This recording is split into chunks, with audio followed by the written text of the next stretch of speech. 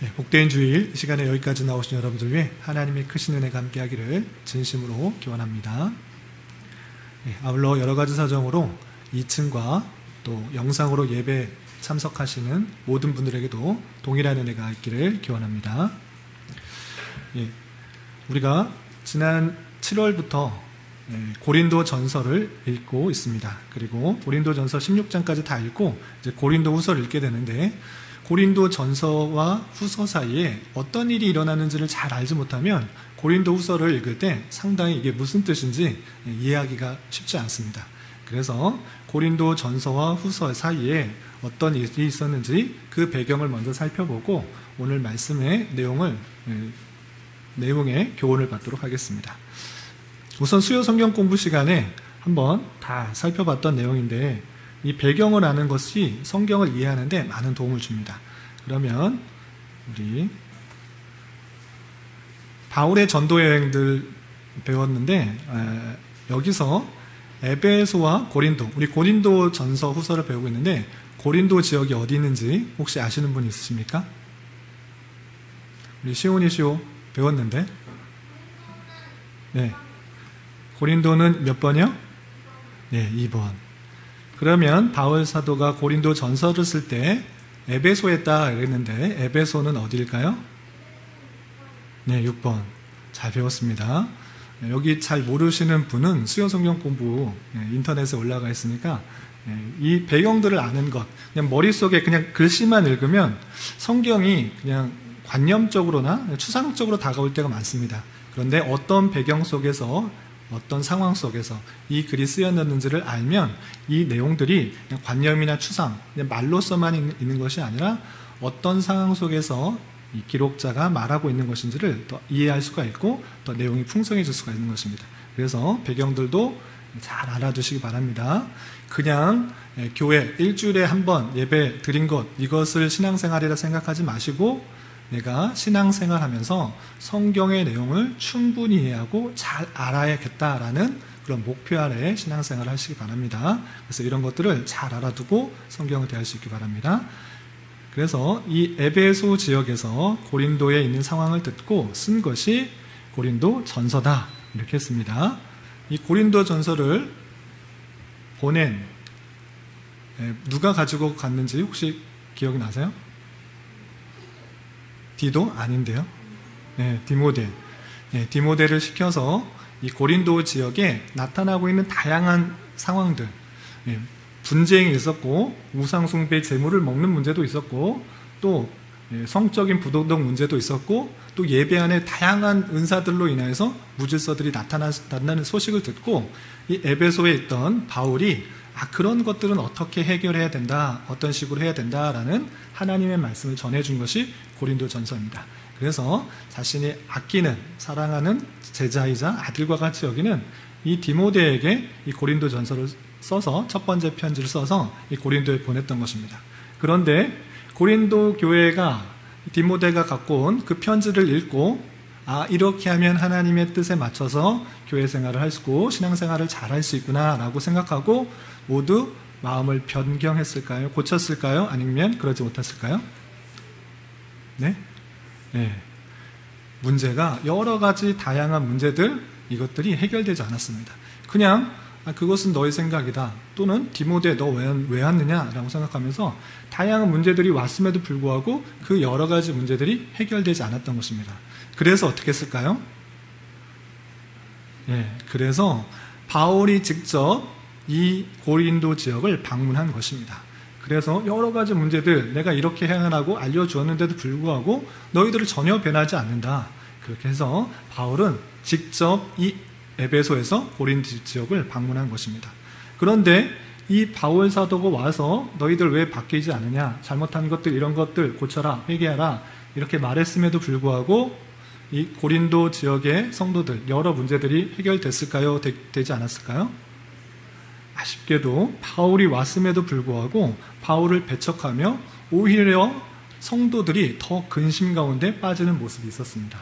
그래서 바울은 내가 왔음에도 불구하고 여러 가지 권면을 했음에도 불구하고 변하지 않는, 상황이 바뀌지 않는 그런 모습을 보면서 안타까워하면서 오히려 너희들에게 근심이 되는구나 생각하면서 내가 다시 차후에 이 고린도 지역에 방문할 것이다 라고 알려주면서 다시 에베소로 되돌아온 것입니다. 그런데 그렇게 끝난 것이 아니라 이번에는 더 확실하고 더 분명하고 더 근심케 하는, 그들에게 충고를 주는 그런 편지를 디도라는 제자를 통해서 보낸 것입니다. 그래서 고린도 지역에 디도에게 더 근심케 하는 편지를 보냈던 것입니다. 그래서 이 디도를 통해서 다시 들려오는 소식이 그들이 정말 변했을까? 고린도 교회 성도들이 이 편지를 다시 받아들고 이제 마음이 변했을까? 기대 반, 걱정 반, 이 디도에 다시 되돌아오기를 바라는 것입니다. 그런데 에베소에서 여러 가지 소유가 나서 이 고린도에서 다시 되돌아올 디도를 드로아에서 만나기로 했으나 만나지 못하게 됩니다.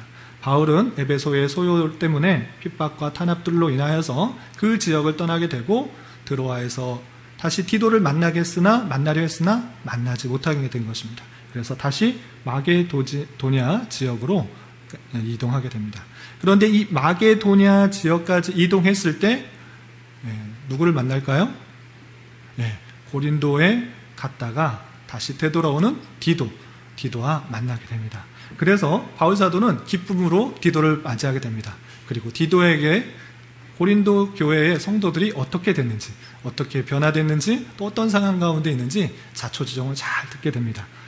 그 디도의 이야기를 들었을 때 고린도 교회의 여러 가지 문제들이 해결되었을까요? 되지 않았을까요? 해결이 많이 되었습니다. 감사하게도 그 근심케 하는 편지, 두려워하면서 걱정 반, 기대 반 그 어려운 편지를 보냈는데 오히려 그 편지가 그 많은 상황들을 해결하게 되었던 것입니다.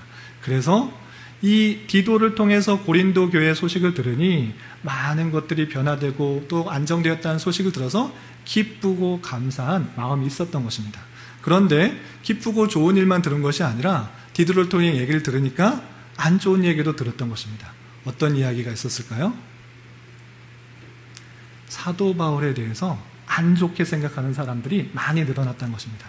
여러 상황들은 해결됐는데, 문제들은 해결됐는데 사도 바울에 대해서 아주 안 좋게 생각하는 것입니다. 여전히 사도 바울에 대해서 사도권을 의심하는 것입니다. 정말 하나님의 제자야, 사도가 예수 그리스도의 사도가 맞느냐? 그리고 정말 사도라고 하면 한 번 약속한 것은 반드시 지켜야 되지, 정말 믿을 사람 아니다, 바울은 믿을 사람이 아니다 라고 그런 소문이 고린도 교회에 퍼지게 된 것입니다. 왜냐하면 이 고린도 지역에 왔을 때 내가 반드시 고린도에 갔다가 마게도냐에 가서 또 다시 고린도에 왔다가 예루살렘으로 갈 것이다 약속을 했는데 분명히 그렇게 약속해놓고 그렇게 행하지 않았다라는 것입니다. 고린도 교회에 왔을 때 그런 약속을 해놓고, 아니 예수 그리스도의 사도라는 사람이, 예수님의 제자라는 사람이 교회와의 약속을 온전히 지키지 않는다? 믿을 사람이 아니다. 바울은 믿을 사람이 아니고 신임을 할 수 없는 사람이다. 이런 소문이 쫙 퍼진 것입니다. 사도성에 대한 의심뿐만 아니라 그 믿을 만한 사람이 아니라는 사실이 쭉 퍼지게 된 것입니다. 이렇게 된 상황을 바울 사도가 듣고 다시 편지를 쓰게 된 것입니다. 고린도 교회에 내가 왜 너희들하고 약속했던 그 약속을 지키지 못했는지, 왜 약속이 변경되었는지, 그리고 내가 왜 사도인지를 또 알려주기 위해서, 그리고 내가 고린도 교회에 갈 것인데 고린도에 갈 때 이미 말했던 헌금을 미리미리 준비할 수 있도록 그렇게 한 내용들을 쓴 것이 고린도 후서인 것입니다. 이런 배경 내용들을 알아야지 이 고린도 후서를 읽을 때 이해가 잘 될 수 있는 것입니다. 이런 상황을 알고 오늘 본문을 좀 살펴보도록 하겠습니다. 첫 번째 1절, 2절에서는 바울 사도가 이 마게도냐 지역에서 이 고린도 교회에 보내는 그런 첫 인사가 나옵니다.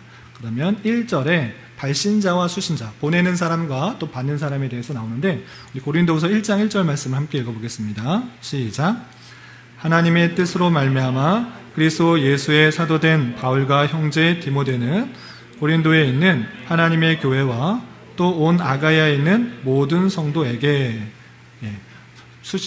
발신자, 보내는 사람이 바울과 형제 디모데라고 되어 있습니다. 그런데 바울을 어떻게 자신을 소개하고 있느냐?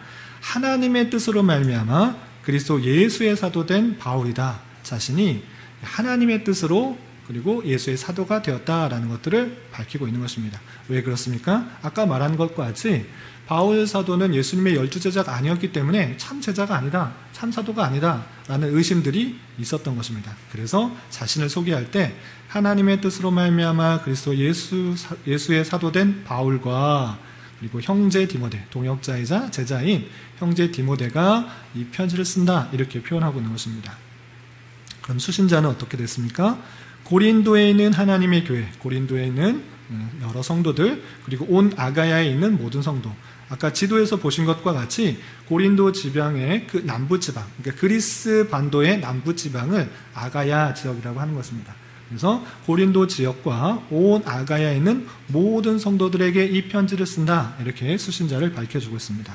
그리고 2절에서는 문안 인사를 이렇게 하고 있습니다. 2절 말씀 함께 읽어보겠습니다. 시작. 하나님 우리 아버지와 주 예수 그리스도로부터 은혜와 평강이 있기를 원하노라. 첫 인사이기 때문에 은혜와 평강이 있기를 원한다라고 하면서 이 서신서의 첫 인사를 하고 있는 것입니다. 그리고 3절 이하 11절은 위로의 하나님에 대한 찬양과 또 간구, 그리고 지금 고린도 교회가 겪고 있는 여러 가지 어려움, 핍박과 탄압, 그런 어려움 가운데 있는데 그런 상황 가운데 위로의 하나님이 함께 하시기 때문에 그 위로를 어떻게 극복해야 될 것인가를 알려주고 있습니다. 그 내용들이 3절부터 11절까지 나와 있는데, 우선 하나님에 대한 찬양, 하나님이 어떤 분으로 소개하고 있는지 한번 읽어보도록 하겠습니다. 3절 4절 함께 봉독합니다. 시작. 찬송하리로다. 그는 우리 주 예수 그리스도의 하나님이시요 자비의 아버지시요 모든 위로의 하나님이시며 우리의 모든 환난 중에서 우리를 위로하사 우리로 하여금 하나님께 받는 위로로서 모든 환난 중에 있는 자들을 능히 위로하게 하시는로다. 좀 위로라는 단어가 계속 나오고 있는데 위로의 하나님에 대해서 잘 소개하고 있는 부분입니다. 우선 찬송하리로다, 하나님을 찬송합니다, 이렇게 표현하면서 왜 찬송하는가 라고 할 때 하나님이 이러한 분이시기 때문에 찬양한다, 이라고 하고 있는 것입니다. 그러면 하나님이 어떠한 분이십니까? 우리 주 예수 그리스도의 하나님이시다. 그리고 자비의 하나님이시다. 또한 모든 위로의 하나님이시다. 그리고 모든 환난 중에서 우리를 위로하시는 분이시고, 우리로 하여금 하나님께 받는 위로로서 모든 환난 중에 있는 자들을 능히 위로하게 하시는 이시다 라고 하는 것입니다. 그러니까 하나님이 자비의 하나님, 또 그리스도의 하나님, 위로의 하나님, 그 위로의 하나님께서 우리를 능히 위로하실 수 있는 분이시니 능히 하나님을 찬송합니다, 찬송하리로다, 이렇게 고백하고 있는 것입니다. 그리고 5절과 6절에서는 그 고린도 교회가 겪고 있는 그 고난 속에서 어떤 위로를 갖고 있는지, 이 고난과 위로의 관계를 바울 사도가 이렇게 알려주고 있는 것을 볼 수 있습니다. 조금 복잡한데 제가 색자를 좀 바르게 칠했으니까 이것을 유념해서 어떤 관계가 있는지 한번 봉독해 보겠습니다. 시작. 그리스도의 고난이 우리에게 넘친 것 같이 우리가 받는 위로도 그리스도로 말미암아 넘치는도다. 우리가 환난당하는 것도 너희가 위로와 구원을 받게 하려는 것이요 우리가 위로를 받는 것도 너희가 위로를 받게 하려는 것이니 위로가 너희 속에 역사하여 우리가 받는 것 같은 고난을 너희도 견디게 하느니라.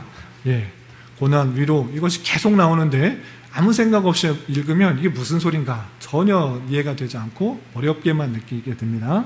그런데 다시 한번 잘 끊어서 읽어보면 이해가 될 수 있습니다. 그럼 고난과 위로의 관계가 어떤 것인가, 그것을 살펴보겠습니다. 우선 첫 번째, 그리스도의 고난이 우리에게 넘친 것 같이 라고 표현되어 있습니다. 그리스도께서 고난받은 것이 있는데 그것이 우리에게 넘쳤다라는 것은 그리스도가 받는 고난이 마땅히 그리스도의 지체된 성도들에게 영향을 준다라는 것입니다. 그리스도께서 고난 받으신 것과 마찬가지로 우리도 그렇게 고난을 받는다. 그리스도의 고난이 넘쳐서 우리도 받는 것이다. 이렇게 인식하고 있는 것을 볼 수 있습니다. 성도로서 그리스도 안에 교회로서 마땅히 그리스도의 고난이 넘치는 것으로 받아들이고 있는 것을 볼 수 있습니다. 그리고 우리가 받는 위로도 그리스도로 말미암아 넘친다라고 했습니다. 우리가 위로를 받는데 그 위로는 어디서부터 오는 것인가? 다른 것이 아니라 그리스도로부터 받게 되는 것이다 라고 표현한 것입니다. 고난도 그리스도로 말미암아 얻는 것이고 위로도 그리스도로 말미암아 있다 이렇게 표현하고 있는 것입니다. 우리가 위로받는 것은 다른 곳에서 하는 것이 아니라 그리스도로 말미암아 넘치는 위로를 받는 것이다 이렇게 고백하고 있는 것입니다. 또한 우리가 사도와 그 동역자들이 환난을 당하는 것도 환난을 당하고 있습니다. 그냥 편안하게 전도여행 다니는 것도 아니고 가는 곳마다 핍박과 탄압과 조롱과 비웃음이 있는 것입니다. 그렇게 환난을 당하는 것도 어떻게 설명하고 있느냐?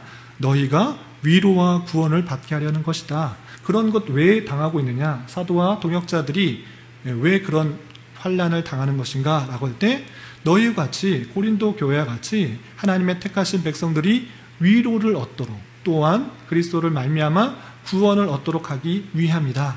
우리가 당하는 환난은 그냥 있는 것이 아니라 너희의 구원과 위로를 위한 것이다 라고 표현하고 있습니다. 또한 우리가 환난만 받는 것이 아니라 위로를 받는데 그 위로를 받는 것도 그냥 단순히 나만 위로를 받는 것으로 끝나는 것이 아니라 그 위로를 받는 모습을 보면서 고린도 교회가 당하고 있는 여러 가지 환난 속에서 위로를 받게 하려는 것이다 이렇게 표현하고 있는 것입니다. 그리고 이 위로가 너희 속에서 역사하여서 우리가 받는 것 같은 고난 너희들도 받게 될 것인데 그 위로를 받음으로 말미암아 그 고난도 능히 견딜 수 있다 이렇게 표현하고 있습니다. 고난이 없어진다 표현하지 않고 위로를 알기 때문에 그리스도로 말미암아 얻는 위로가 있기 때문에 그 고난도 견디게 된다 이렇게 표현을 하고 있습니다. 고난이 없어진다 표현하지 않고 고난을 견딜 수 있게 하는 것이 주님께서 주시는 위로다 이렇게 표현하고 있는 것입니다. 그리고 8절 9절에 이렇게 바울이 어려움과 환난을 당한 목적이 무엇인가? 그것을 통해서 무엇을 깨달았는가? 8절 9절에 이렇게 표현되고 있습니다. 바울이 당한 고난의 모습과 이런 현실이 당한 목적을 어떻게 해석하고 있는지 8절 9절을 함께 봉독하겠습니다. 시작. 형제들아 우리가 아시아에서 당한 환난을 너희가 모르기를 원하지 아니하노니 힘에 겹도록 심한 고난을 당하여 사회 소망까지 끊어지고 우리는 우리 자신이 사형 선고를 받은 줄 알았으니 이는 우리로 자기를 의심하지 말고 오직 죽은 자를 다시 살리시는 하나님만 의지하게 하심이라. 바울이 당한 고난이 어떻습니까? 힘에 겹도록 심한 고난을 당하였다. 내가 힘에 겹도록 내가 어쩔 수 없는 그런 심한 그런 고난을 당하여서 어떻게 생각했느냐?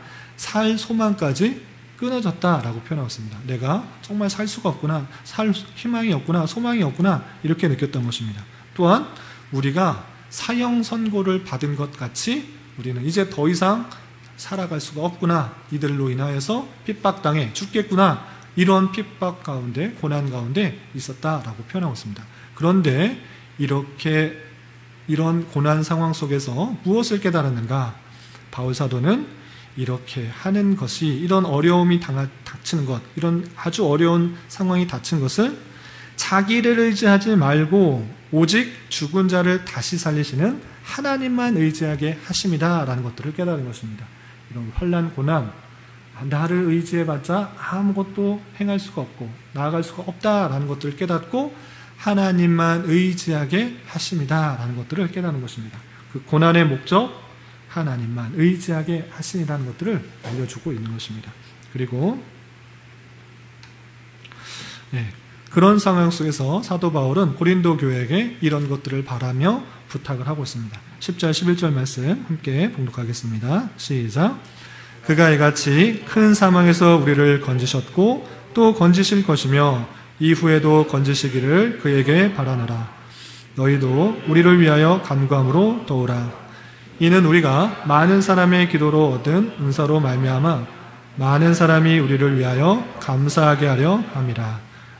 큰 사망에서 그 어려운 힘든 상황, 힘에 겨운 사망 선고를 받은 것 같은 그런 어려운 상황이 있었습니다. 그런데 그렇게 바울이 죽은 것이 아니라 그 사망과 같은 현실 속에서도, 환난과 핍박 속에서도 하나님께서 건지셨다. 우리를 건지셨다. 그리고 앞으로 그런 환난들이 없다는 보장 없다. 그런 어려움이 있을 것인데 그럼에도 불구하고 우리는 그것을 건지실 것이고 이후에도 계속 건지실 것이라는 것들을 바라고 있는 모습을 볼 수 있습니다. 앞으로도 그렇게, 이전에 그랬기 때문에 앞으로 그렇게 하실 것이다. 이렇게 바라는 그런 모습을 볼 수 있습니다. 그런데 이러한 상황 속에서 고린도 교회에게 우리를 위하여 간구하라, 기도해주라, 이런 어려운 상황에서 잘 극복할 수 있도록 하나님의 은혜 가운데 이런 상황을 이겨낼 수 있도록 간구해달라 도구를 부착하는 것을 볼 수 있습니다.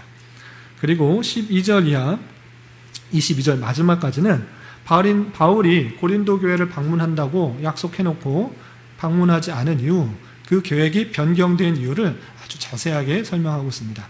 우선 12절에 자신이 행할 때 그 목표가 무엇인지, 그 행함의 동기가 무엇인지 이렇게 표현하고 있는데, 고린도후서 1장 12절 함께 봉독하겠습니다. 시작. 우리가 세상에서 특별히 너희에게 대하여 하나님의 거룩함과 진실함으로 행하되 육체의 지혜로 행하지 아니하고 하나님의 은혜로 행함은 우리 양심이 증언하는 바니 이것이 우리의 자랑이라. 사도 바울이 우리의 자랑이다 라고 하면서 그 자랑의 내용을 이렇게 설명하고 있는 것입니다. 우리 자랑하는데 이것이 우리의 자랑이다 라고 하면서 무엇을 말했냐면, 내가 사람의 지혜로 한 것 아니다, 육체의 지혜로 한 것이 아니라, 내가 원하는 대로 한 것이 아니라 하나님의 은혜로 행했다. 그리고 너희에게 대할 때 하나님 앞에서 거룩하고 진실함으로 행했다.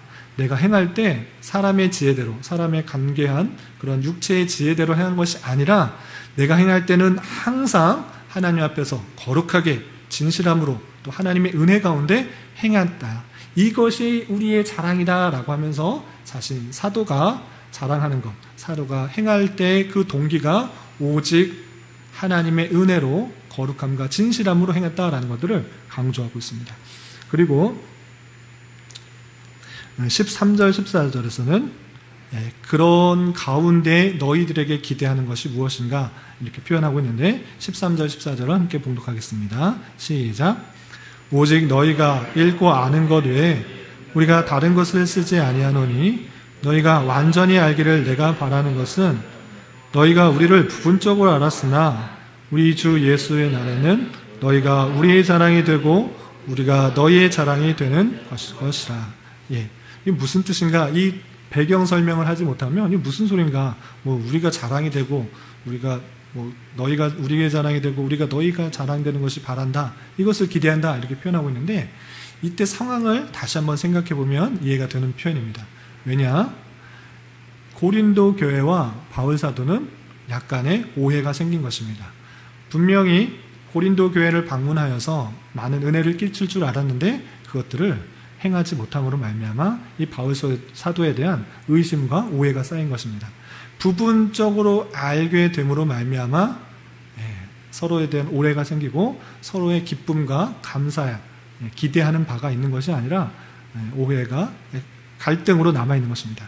그래서 사도 바울은 너희들이 지금 부분적으로 알고 나에 대해서 오해를 하고 있는 것이다. 그런데 주 예수의 날에 모든 것이 다 밝혀지고 자초지종을 알게 되고 선후관계를 다 알게 되면, 서로 다 알게 됨으로 말미암아 오히려 그 모든 사실들이 바울 사도가 우리를 위해서 그런 것이구나를 알게 되어서 그 고린도 교회는 바울 사도가 자랑이 되는 것입니다.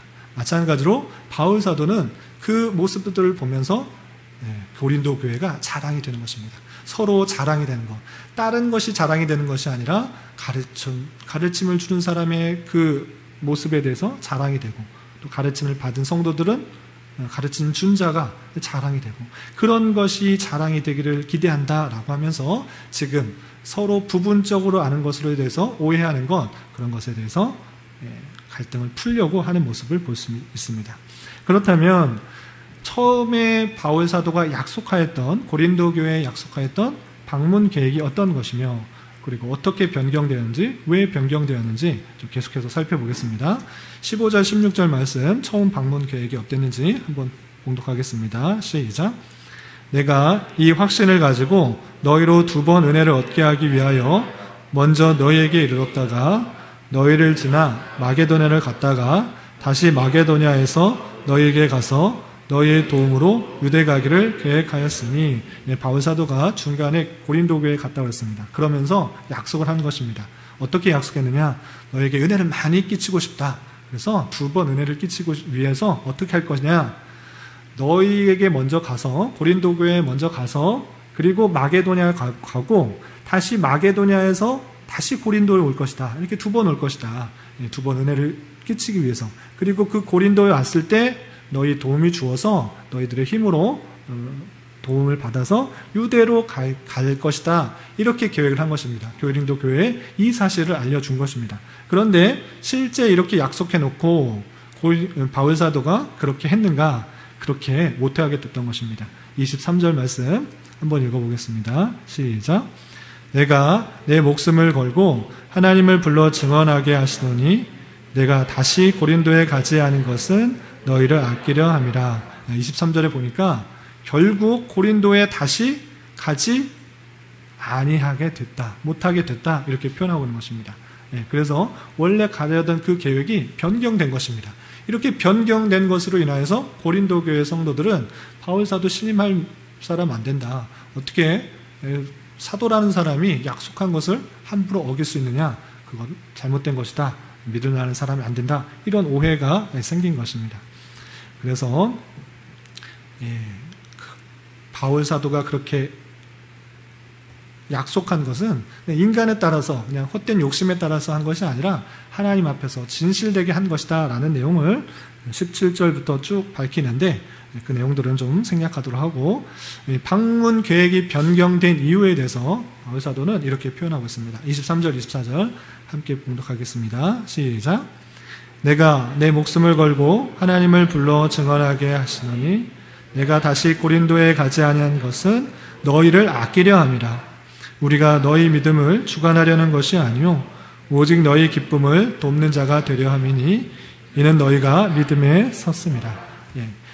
왜 그렇게 안 했느냐? 고린도에 간다고 해놓고 2번씩이나 가서 은혜를 끼친다고 해놓고 왜 안 갔냐라고 했을 때, 그렇게 안 간 것은 그냥 경솔히 약속해서 그렇게 한 것이 아니라, 마음이 그냥 확 바뀌어서 한 것이 아니라, 가만히 생각해 보니 내가 처음에 갔을 때도 오히려 그 변화되는 상황들이 없었고, 오히려 상도들이 근심하게 된 상황을 보면서 다시 가는 것이, 또 2번씩이나 가는 것이, 내가 가는 것이 오히려 너희들에게 독이 되지 않겠구나를 생각한 것입니다. 그래서 내가 목숨을 걸고 하나님을 불러 증언하게 하시노니 이렇게 표현하였습니다. 아주 사도로서 하나님의 이름을 부르면서 하나님이 증인이 되고, 내가 하나님 불러서 증인을 세우겠다, 내 목숨 걸게서 설명하겠다, 이렇게 표현하면서 확실하게 내가 증거하겠다라는 표현인 것입니다. 그렇게 안 한 것은 너희를 아끼려고 한 것이다. 내가 그냥 아무 생각 없이 그냥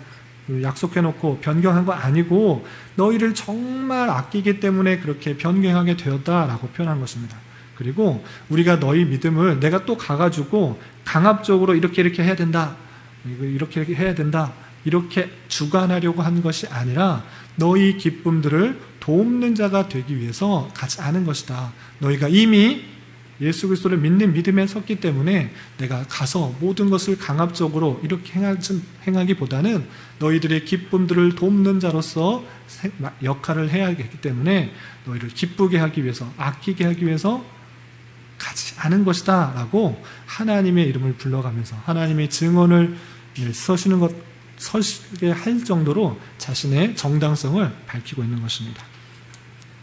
이렇게 내용이 마무리되고 있는데, 2장에서는 더 구체적으로 내가 왜 그 일들을, 고린도 교회의 약속들을 어기면서 방문하지 않았는지 더 자세하게 나오기 때문에 내일 말씀을 또 살펴볼 수 있기 바랍니다.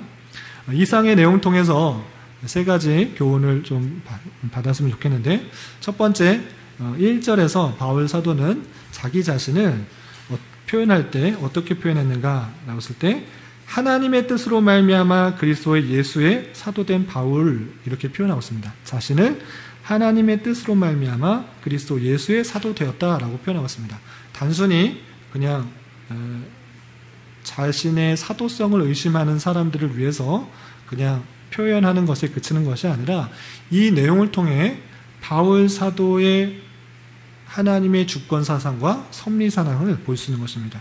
자신이 사도가 된 것은 내 욕심과 내 뜻과 내 계획과 내 의지의 판단에 따라서 이것이 가장 보람되고 가장 의미가 있는 것이기 때문에 나는 이방인의 사도가 되겠다라고 한 것이 아니라 오직 그 주권을 누구에 돌리느냐? 하나님의 뜻으로 돌리고 있는 것을 볼 수 있습니다. 그리고 하나님의 주권 가운데 하나님께서 인도하여 주셔서 나를 만나게 하시고 또 나를 사도로 세우셨다, 이렇게 고백한 모습을 볼 수 있습니다. 이 모습을 통해서 우리는 그냥 단순히 넘어가는 인사의 문구로서 넘어갈 것이 아니라 바울이 고백하고 있는 하나님의 주권 사상과 섭리 사상들을 잘 깨달아야 되는 것입니다. 바울 사도에게만 하나님의 뜻이 임해서 바울 사도에게만 하나님께서 만나 주셔서 이방인으로 세우셨고, 우리는 내 결심과 내 욕심과 의지와 결단에 따라서 아무것이나 하는 것이다, 이런 생각을 하는 것은 잘못된 것이다 라는 것입니다. 모든 것이 하나님께서 뜻하시고 주권하시고 인도하시는 섭리가 있는 줄 알아. 지금 내 있는 자리는 내 결심과 내 결단과 의지와 가장 좋기 때문에 내가 선택한 것이라 생각하는 것이 아니라 이 모든 것들이 하나님께서 나에게 주신 소명이요 사명이다 라는 사실들로 가져야 되는 것입니다. 그냥 우연히 지내다 보니까 일을 하게 됐다, 어쩔 수 없이 먹고 살아야 되니까 일을 하게 됐다, 이렇게 생각하는 차원이 아니라 이 일을 통하여서 하나님께서 원하시는 것들이 있다라는 생각을 가지고 그 자리에서 주님께서 주신 마음으로 이를 감당하는 자세로 살아가야 되는 것입니다. 모든 것들이 하나님의 뜻 가운데 인도해 주시는 그런 섭리가 있다는 사실들로 알아 우리가 다양한 직분과 또 직업으로 세움받은 것, 그것은 우리의 의지나 감정에 의한 것이 아니라 하나님의 뜻이요 은혜로 말미암은 것을 고백하며 주님께서 주신 사명을 잘 감당하는 자로서 사도 바울이 그 일들을 감당하기 위해서 최선을 다해 노력한 것과 같이 나도 이 자리에서 해야 될 것이 무엇인지를 주님의 마음으로 행하는 자세가 있어야 되는 것입니다. 그런 의식에 따라 주신 직임과 직분과 직업에서 잘 감당할 수 있는 저와 여러분이 되시기를 주님의 이름으로 부탁을 드립니다. 그리고 바울이 환난 속에서 위로를 받을 수 있었던 이유가 무엇인지를 잘 생각해 보면 좋겠습니다. 바울은 자신이 당하는 고난을 그냥 우연히 받는 고난이라 하지 않았습니다. 그리스도의 고난이다 라고 불렀습니다. 그리스도께서 고난을 당하신 것, 그것은 영광을 받기 위해 당하신 것이고 마찬가지로 성도들에게도 그리스도의 고난이 있다라고 표현하고 있습니다. 예수님을 믿으면 고난이 없어진다, 평안하고 행복한 삶이 주어진다, 이렇게 표현하지 않았습니다. 바울 사도는 그리스도의 고난을 자신의 몸에 채운다, 너희들도 그 그리스도 고난 가운데 함께 있는 것이다 라고 표현하고 있는 것입니다. 모든 성도들에게 알 수 없는, 또한 믿음으로 말미암아 생기게 되는 그런 고난과 환난과 역경이 있을 수 있음을 잘 알아야 될 것입니다. 그런데 이 고난을 왜 주셨는가? 바울 사도의 고백 속에서는 하나님만 더욱더 의지하고 하나님만 더욱더 바라볼 수 있도록 그렇게 주신 것이다 라고 고백하고 있는 것을 볼 수 있습니다. 우리가 다른 것을 의지하는 것이 아니라 여러 가지 환난과 역경과 어려움들이 찾아왔을 때 다른 세상적인 방법과 내 계획과 판단을 통해서 합리적인 수단을 통해서 해결책을 얻는 것이 아니라 그런 어려움이 찾아올 때 하나님만을 붙들고 하나님만 의지하고 하나님만을 기도하면서 나아갈 때 하나님께서 내가 다 알 수 없는 방법으로 역사하시는 것들을 경험함으로 나에게 위로를 주는 것은 세상 것이 아니라 세상의 어떤 합리적인 방편이 아니라 하나님만을 의지할 때 하나님께서 인도해 주시는 섭리를 느낌으로 말미암아 하나님으로부터 위로를 받을 수 있다라는 사실들을 알려주는 것입니다. 고난은 오히려 우리를 힘들게 하고 어렵게 하고 낭만 크고 떨어지게 하는 것이 아니라 하나님만을 바라보게 하는 수단이 될 수 있다라는 사실을 아는 자는 그 고난에 대해서 낭망하고 좌절하는 것이 아니라 하나님께서 주시려고 하는 그 은혜를 풍성히 받을 수 있다라는 것을 깨달아 위로를 얻을 수 있다라는 것입니다. 그래서 우리가 그리스도를 믿음으로 말미암아 겪게 되는 여러 가지 고난들이 있습니다. 박해도 받을 수 있고 손해도 받을 수 있고 또 조롱과 불편들이 있습니다. 이런 것이 닥칠지라도 낭만과 또 좌절에 그치는 것이 아니라 하나님을 더욱더 의지하며 그로부터 오는 위로를 얻을 수 있어야 될 것입니다. 우리가 당하게 되는 고난 속에서 믿음을 지켜가며 신앙의 성장과 성숙이 있어야 되겠습니다. 그리고 우리의 신앙이 어린아이의 신앙에 머무르지 말고 그리스도의 장성한 분량이 충만한 데까지 이르러 우리가 계속적으로 성장하는 그런 모습이 있어야 될 것입니다. 우리가 더운 여름을 지나야지 가을에 결실을 맺는 것과 마찬가지로 하나님께서는 우리에게 다양한 환난과 어려움과 고난을 통해서 우리를 더욱더 견고하고 또 하나님의 손길을 바라보게 하시는 그런 일들이 있다는 사실들을 알아야 될 것입니다. 이거와 관련해서 최근에 한국 교회 안에 다양한 어려움들이 있는데 이런 어려움 속에서 더욱더 주님을 의지하면서 주님께서 원하시는 뜻을 발견하며 주님께서 주시는 위로로서 어려움들을 잘 극복해 나갈 수 있기를 부탁을 드립니다. 그리고 마지막으로 바울이 고린도 교회에 방문하렸던 계획이 변경된 이유를 잘 생각해 보면서 교훈을 받았으면 좋겠습니다. 바울은 한번 약속할 때 그냥 세상적인 방법으로 그냥 입으로 좋은 의미에서 입치레로 거치레로 의례적으로 너희를 또 방문하겠다 이렇게 표현한 것이 아니라고 했습니다. 자신이 행하는 데 있어서의 주체는 하나님의 은혜로 또 세상적인 지혜로 하는 것이 아니라 하나님 앞에 거룩하고 깨끗하고 정결하게 하려고 애쓰는 것이 우리의 자랑이다. 나는 그런 모습으로 살아간다. 이렇게 표현했습니다. 그리고 그 계획을 바꾼 이유도 오히려 고린도 교회 성도들을 아끼고 또 기쁨을 주기 위해서 변경하게 되었음을 이렇게 표현하고 있었던 것입니다. 먼저 생각해야 될 것은 바울 사도와 같이 우리가 행하는 데 자세가 있어서 그냥 육신의 지혜에 따라서 행하는 것이 아니라 하나님을 기쁘시게 하고 또 하나님의 은혜에 따라 행하는 모습으로 살아가야 될 것입니다. 그런데 바울 사도가 이렇게 열심히 살아감에도 불구하고 고린도 교회와 오해가 생겼습니다. 갈등이 생겼습니다. 잘 알지 못하는 상태에서 약속을 지키지 않은 것으로 인해서 바울을 신뢰하지 못하는 상태까지 이르게 되었던 것입니다. 그러할 때 겉으로 보이는 모습으로 사람을 판단하게 되면 이런 오해가 갈등이 생길 수밖에 없는 것입니다. 그 마음의 중심은 전혀 알지 못하고 겉에 보이는 모습이 약속을 지키지 않네? 나하고 약속했는데 분명히 사도로서 교회에 이렇게 하겠다고 약속했는데 사도가 어떻게 약속을 지키지 않을 수가 있나? 라면서 그 겉모습만을 보고 판단할 때는 서로의 관계에 오해가 생기고 갈등이 있을 수 있는 것입니다. 마찬가지로 성도 안에 있어서 그 안의 중심에 있어서 어떠한 생각과 판단이 하는지를 알지 못하는 상태에서 겉으로 볼 때 그 모습이 오해가 될 수도 있다는 사실을 잊지 말아야 될 것입니다. 그래서 겉모습만을 가지고 성도와 또 사람들을 판단하기보다는 그 마음속에 있는 생각을 충분히 알고 오해와 갈등을 풀어야 될 것이고 그 안에서 서로에서 마음의 중심을 알고 더욱더 하나된 모습으로 나아가길 힘써야 될 것입니다. 이런 말씀을 은혜에 따라 살아갈 수 있는 저와 여러분 우리 모두가 될 수 있기를 진심으로 기원합니다. 기도하겠습니다. 하나님 아버지 감사합니다. 오늘 말씀을 통하여 믿음 생활을 하면서 당하게 될 수 있는 여러 가지 고난에 있어서 더욱 하나님만을 의지하게 하시는 하나님의 수단으로 알아 오직 우리에게 있는 천국 소망을 가지고 부활신앙으로 이겨내게 하시며 모든 시험 가운데서도 피할 길을 주시는 주님의 세심한 손길들을 느낄 수 있도록 인도하여 주시옵소서. 또한 주님의 주권적인 선택과 은혜에 따라 구원받은 백성인 줄 알아 주님 앞에서 올바르게 살아가게 하여 주시고 상대방의 외적인 모습만을 가지고 판단하지 않으며 그 마음을 잘 알고 이해할 수 있는 넉넉함도 허락하여 주시옵소서. 예수님의 이름으로 기도드리옵나이다. 아멘.